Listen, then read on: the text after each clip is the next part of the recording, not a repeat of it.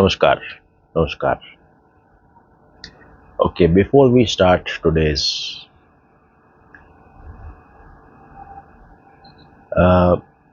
आज हम देखेंगे कि योग की 7 स्टेजेस क्या है. So before looking into the 7 stages of yoga suggested by Vasisht Rishi to Lord Ram, हम 2-3 चीजें बिल्कुल स्पष्ट रूप से अपना समझ लें. ये जो 7 स्टेजेस हैं, ये समझाने के तौर के ऊपर इनका विभाजन किया गया है. अदरवाइज इट इज लाइक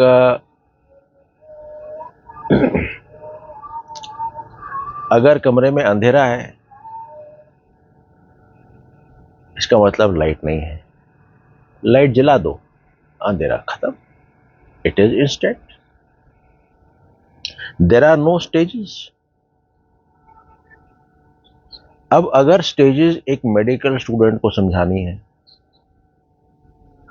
तो आप आंख में क्या होता है when the lights are not there, और फिर उसके बाद में आप बताएंगे कि जब लाइट होती है, चारों तरफ दिखता है, तब how what are the changes taking place in the eye, and then how is the message being transmitted to the mind, और फिर उसके बाद में फिर कैसे रिएक्शंस होते हैं.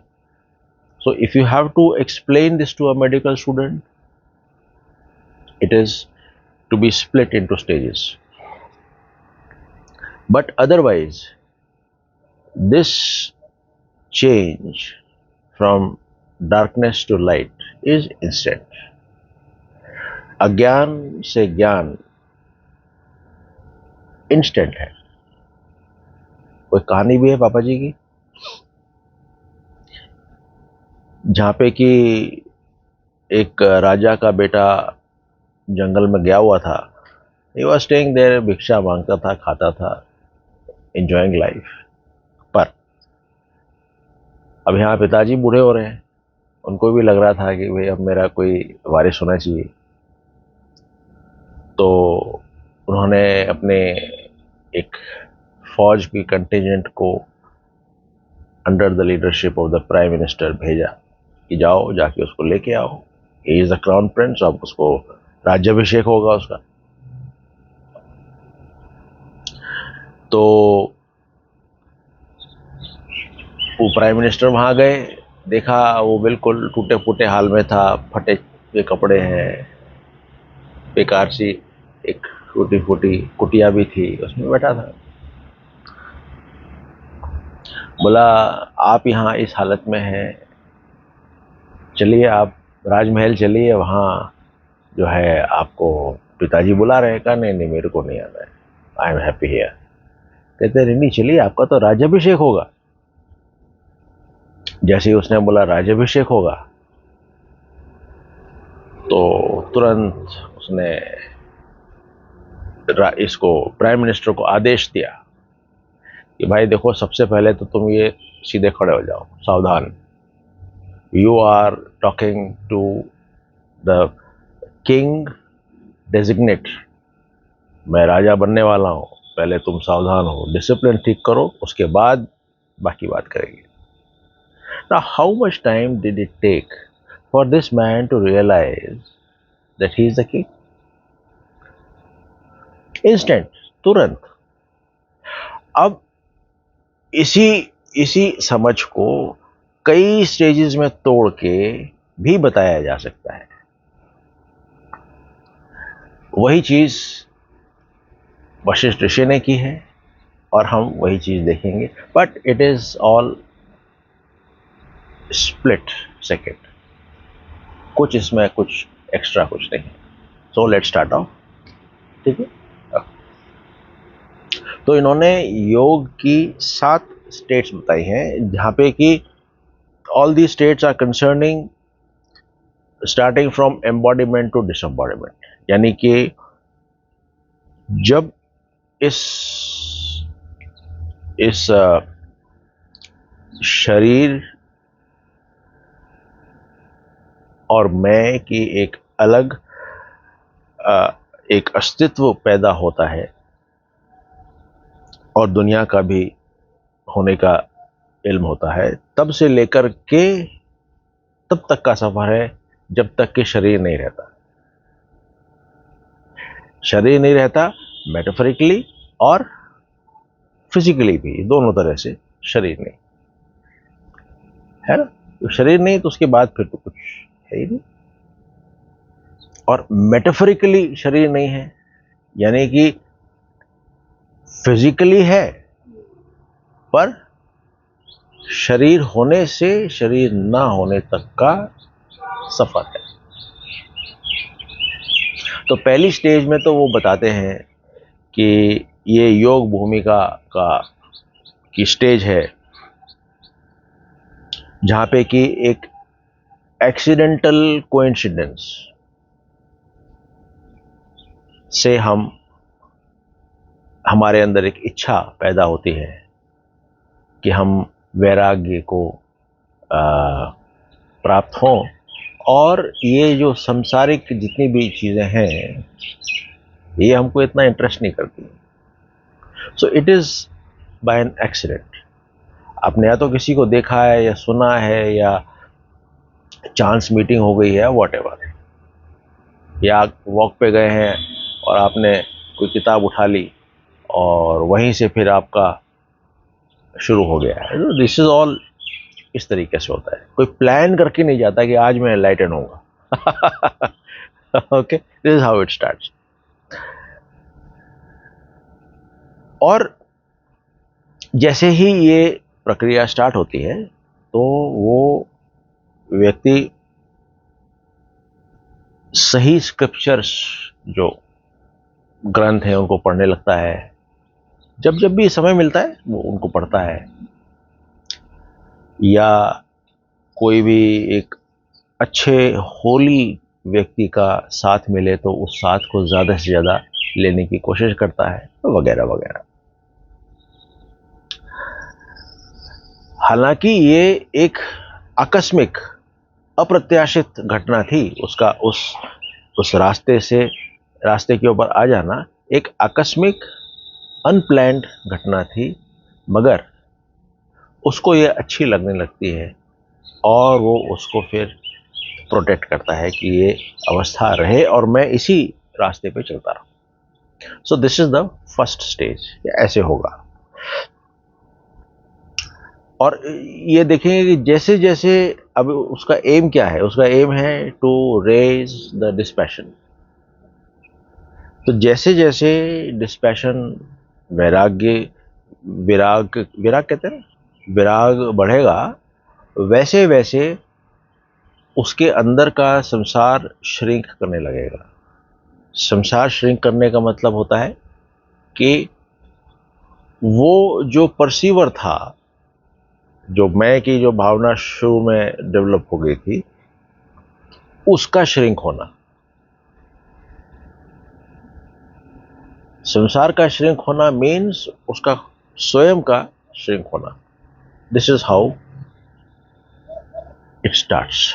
अब जब ये स्टार्ट होता है तो अब वो विचार करने लगता है, जो भी उसने उसमें पढ़ा या जो भी उस संगत में सीखा, अब उस पर विचार करता है। जो जो कुछ बोला गया, विचार की एक प्रक्रिया ये भी है कि अगर ये सब कुछ मिथ्या है, सब कुछ सपना है, सब कुछ सिर्फ एक प्रतीति है, तो फिर मैं क्या हूं, मैं कौन हूं या मैं क्या हूं, वट एवर वन में आस्क। अगर ये नहीं है तो फिर इस तरीके से वो रिडक्शनिस्ट अप्रोच अपनाता है और वो फिर सब कुछ नेगेट करने लग जाता है। अच्छा, ये भी मिथ्या, ये भी मिथ्या, ये भी सपना, वो भी सपना। Then he comes to a place where it is a dead end. There is, उसके बाद उतारने के लिए कुछ नहीं है, उसके बाद डिसोन करने के लिए कुछ नहीं है। और वही अवस्था है जिस अवस्था में हम पहुंचेंगे अल्टीमेटली। तो ये विचार उस अवस्था में लेके जाएगा। तो अभी ये व्यक्ति इस दूसरी स्टेज के अंदर विचार करेगा, जो साधु संत ग्रंथों से अच्छी तरह से वाकिफ हैं, अच्छी तरह उनको समझते हैं और उन उन चीज़ों की पालना करते हैं, उनका साथ अब वो ढूंढेगा और उसको मिल भी जाएगा वो, है ना, the way I got it, तो उसको भी मिलेगा। और ऐसे में वो बताते हैं कि उस व्यक्ति के अंदर ना तो किसी प्रकार का घमंड होगा, ना किसी प्रकार की ईर्ष्या होगी, ना कोई डिल्यूजन होगा और ना ही कोई लालच होगा, क्योंकि उसको ये सब चीज़ें बिल्कुल भी इंटरेस्ट नहीं कर रही है। That's the only reason. तो जब वो ये सब देखेगा, अब धीरे धीरे विराग भी बढ़ता जा रहा है ना, जो इंटेंट थी उसकी शुरू में विराग की, वो भी बढ़ता जा रहा है। और जब वो इधर इस इंक्वायरी कर रहा है तो ये सब कुछ देख रहा है कि these are all disposable, they are not worthy. तो क्या हो रहा है कि उसके अंदर इन सब चीज़ों के प्रति नॉन अटैचमेंट पैदा हो रहा है, वैराग पैदा हो रहा है, यानी कि उन सभी चीज़ों की से वो फ्री हो रहा है, चाहे वो सभी वस्तुएं हों या चाहे वो आइडियाज़ हों, उन सब से वो फ्री होता जा रहा है। And this is the freedom. तो ऐसी अवस्था के अंदर जब उसको सब कुछ पता चलता है तो वो शांत हो जाता है और एक सिक्लूजन को, कैवल्य को ढूंढता है। And he goes there. इसमें लिखा हुआ है जंगल में जाता है। आजकल तो जंगल बचे ही नहीं है, सब काटने जा रहे हैं। तो वो कैवल्य को ढूंढता है। उसके बाद काफ़ी डिलीजेंट प्रैक्टिस के बाद और एक अच्छी कंपनी के बाद उसको मेंटली वो साइलेंट हो जाता है। क्यों? क्योंकि जो उसके मन में कॉन्सेप्ट्स का जो क्लटर था और इन सारी सांसारिक वस्तुओं का यूटिलिटी का जो क्लटर था वो सब समाप्त हो गया। Now they are not of any utility to him. अब उनको पकड़ता नहीं है तो क्लटर खत्म। Isn't it? The clutter is always of the mind. When there is no clutter in the mind is silent. And this is what he achieves. अब उसका mind जो है वो साइलेंट हो गया है, क्योंकि उसने जिन जिन चीज़ों पे निर्भरता समाप्त करी है वो है या तो ऊपर की या नीचे की निर्भरता, या अंदर की निर्भरता या बाहर की निर्भरता। कोई किसी के प्रति निर्भर नहीं है। किसी भी मूर्त या अमूर्त वस्तु के प्रति निर्भरता, या किसी सेंटिएंट यानी कि बोधक्षम ऐसी वस्तु जो कि आपकी सेंसेस जिनको बोध कर सके, उन बोधक्षम चीज़ों का या जो जिनका बोध नहीं किया जाता, उन दोनों का ही त्याग कर दिया। यानी कि उसने अभी दासत्व का भी त्याग कर दिया और एक फ्रीडम का भी त्याग कर दिया। अभी वो उस स्टेज में है जहाँ पे कि he is enjoying the absence of clutter and presence of silence. You have to go somewhere. Okay. He is enjoying that. अब उसके बाद में ये जो 3 स्टेट्स हैं, ये हैं जागृत अवस्था की स्टेट्स, जहाँ पे कि व्यक्ति जाग रहा है और जागते हुए वो ये सब काम कर रहा है। नाउ अब जो 4 स्टेट्स होंगी वो दे विल बी इतनी ओवरलैप करती हुई है कि उनको सेपरेट करना ही मेरे ख्याल से एक बेवकूफ़ी होगी, बट क्योंकि हमें एकेडमिकली इसको देखना है और उन्होंने समझाया है, इसलिए हम इनको सेपरेट कर रहे हैं, otherwise they are very overlapping. अब जब वो इन सब कॉन्सेप्ट्स, आइडियाज़ और वस्तुओं से फ्री हो गया तो वो ये देखता है, चौथी स्टेज में वो ये देखता है कि जो सत्य है वो सब में एक है, अलग अलग नहीं। So it is one in all, और किसी प्रकार का कोई विभाजन नहीं है क्योंकि सब में एक है। और इसी कारण से वो उस एकता में रहता है, जिसकी वजह से वो डाइवर्सिटी को नहीं देखता है, यानी कि इस संसार को वो एक सपने की तरह दिख रहा है, क्योंकि अब उसको डाइवर्सिटी दिख तो रही है, आंखें देख रही हैं।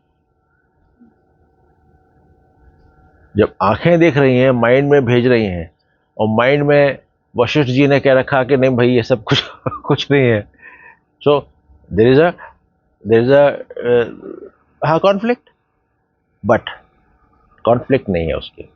मेरे में कॉन्फ्लिक्ट हो सकता है पर उस व्यक्ति में कॉन्फ्लिक्ट नहीं है, क्योंकि वो इस चीज़ को समझ रहा है, वो इस चीज़ को जानता है कि ये जो है ये सपना है, दिस इज अ स्लीप, इसीलिए वो देयर इज नो कॉन्फ्लिक्ट। फिर पांचवी स्टेज में इस प्रकार से जीते हुए, जहां पे कि वो एक यूनिटी को देख रहा है, इस प्रकार से जीते हुए उसको काफी समय हो गया। अब वो उसके अंदर उस अवस्था में स्थापित हो गया। इट इज समथिंग लाइक एक नया पुलिस वाला और एक पुराना पुलिस वाला, एक नया डॉक्टर, एक पुराना डॉक्टर। इट इज दैट पुराना डॉक्टर देखते ही समझ जाएगा, like the doctor I had gone to इंटेगा। जैसे ही मैं उसके क्लिनिक में 2 कदम चला, he came to know that I was having doubt. So जब वो एस्टैब्लिश्ड है, इसमें काफी समय तक अविभाजित रूप से सब कुछ देखता है, तब वो उस अवस्था में है जिसको कि हम डीप स्लीप अवस्था कहते हैं। डीप स्लीप यानी कि इस वक्त जो भी कुछ मूर्त है वो है नहीं, जो भी कुछ अमूर्त है वो भी नहीं है, और आपकी जो सेंसेस हैं वो कुछ सेंस भी नहीं कर रही हैं, और आपका माइंड भी एक्टिव नहीं है। ठीक है, पर ये वो स्टेट है जहां पे कि टोटल इनर्शिया है।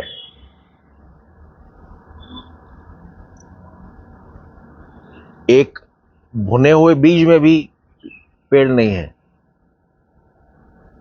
और ऐसे मन के अंदर, ऐसे माइंड के अंदर भी कोई विचार नहीं है। बट इसका मतलब ये नहीं है कि वो जो भुना हुआ बीज है वो ज्ञानी है, या ये जो सोता हुआ व्यक्ति है वो ज्ञानी है। नहीं तो हर सोता हुआ आदमी ज्ञानी हो जाएगा। है ना. Now all this is not there. So this is the fifth state. अभी ये जो स्टेट है यही उस व्यक्ति को पांचवी अवस्था में लेके जाएगी जिसको कहते हैं तुरीय अवस्था. सॉरी, सिक्स्थ, जिसको कहते हैं तुरीय अवस्था. अब ये तुरीय क्या है? अभी ये 5 स्टेजेस में जो उसको हासिल हुआ है वो ये है कि उसने, अभी भी वो जिंदा है, उसकी आंखें, उसके सेंसेस, ऑर्गन्स वगैरह सब कुछ है. ही इज सीइंग, सब कुछ परसीव कर रहा है और वो ये जान रहा है कि ये सब मेरे को दिख रहा है मगर ये मेरे साथ रहने वाला नहीं है और इसकी कोई वैल्यू भी नहीं है. वैल्यू जिसकी है वो मेरे को इन सब को इग्नोर करके ही मिलेगा. तो अभी वो इन सब को इग्नोर कर रहा है, किसी भी कॉन्सेप्ट्स को, किसी भी पूर्वाग्रह को, किसी भी चिपकने वाली चीज को. एट द सेम टाइम वो अपने जिंदगी के जीने के जो भी काम है वो कर रहा है. He is eating also, he is drinking, सब कुछ कर रहा है वो इस वक्त, है ना. ही इज इन तुरिया, या तुरिया से एक स्टेज पहले वो सब कुछ कर रहा है. तो उसमें और तुरीय अवस्था में जो चेंज है वो क्या है? वो चेंज ये है कि अब he is now in a state where there is किसी प्रकार का कोई भी इल्यूजन नहीं है, कोई भी कंडीशनिंग नहीं है, कोई भी पूर्वाग्रह नहीं, क्योंकि सब कुछ तो पीछे छूट गया. ये वही डॉक्टर है जिसके मन में अभी कोई भी डाउट नहीं है. देखते ही पहचान जाएगा, ओके इसको ये बीमारी है, उसके मन में कोई डाउट नहीं है. So we can say it is an unconditioned mind. तुरीयावस्था में माइंड है और इस माइंड को, जो अनकंडीशनड माइंड है, उसको थोड़ा सा डिफरेंशिएट करने के लिए लोगों ने बोल दिया कि सत्व. इट इज सत्व सिर्फ इसलिए बोलते हैं to distinguish between my mind and that तुरीयावस्था वाला माइंड. जो मेरा माइंड है वो माइंड है और उसका जो माइंड होगा तुरीयावस्था वाले का होगा, दैट विल बी सत्व.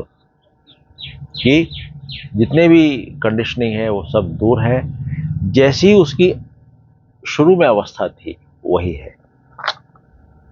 तो यानी कि it is a pure equanimous state devoid of ego sense and non ego sense. मैं की भावना से भी परे है और उसके ऑपोजिट से भी परे है वो, और रियल और अनरियल इनसे भी परे है. ठीक. देन इस चीज को समझाने के लिए एक उन्होंने कहानी बताई.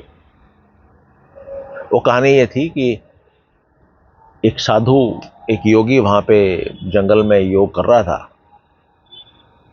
आई think we will take a break here, और इसके बाद जो सेकंड पार्ट है we will have in next video. अभी के लिए इसको यहीं रोकते हैं, है ना. Pretty long. Thank you.